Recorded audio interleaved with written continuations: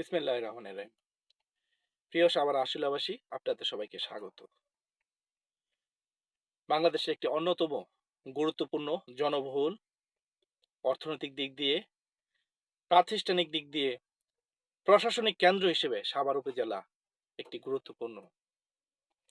এই সাভার উপজেলার ৭টি ইউনিয়ন, সাভার পৌরসভা এবং সাভার ক্যান্টনমেন্ট এলাকা নিয়ে ঢাকা ১৯ আসন গঠিত।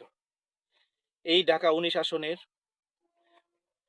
যিনি সাংসদ নির্বাচিত হওয়া উচিত, তার অবশ্যই এলাকার জনগণের সাথে তার সম্পৃক্ততা, এলাকায় তার রাজনৈতিক অভিজ্ঞতা, এলাকায় তার গ্রহণযোগ্যতা অতি জরুরি।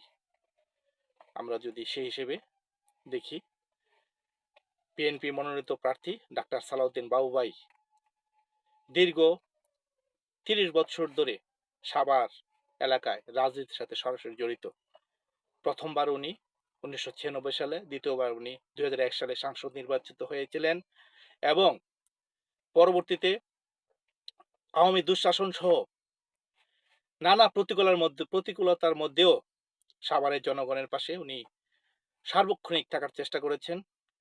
অনেক নেতার মতো উনি পালিয়ে যাননি, অনেক নেতার মতো উনি সাভার আশুলিয়া জনগণের কাছ থেকে দূরে সরে থাকেননি। সর্বদা চেষ্টা করেছেন জনগণের পাশে থেকে জনগণের দুঃখ দুর্দশা কিভাবে লাঘব করা যায় তার চেষ্টা করেছেন। তাই আগামী সাভার আশুলিয়ার বিনির্মাণে অভিজ্ঞ রাজনৈতিক ব্যক্তিত্ব ডাক্তার সালাউদ্দিন বাবু ভাইকে ধানের শীষে ভোট দিয়ে সাভার আশুলিয়ার উন্নয়নকে ত্বরান্বিত করুন, এলাকার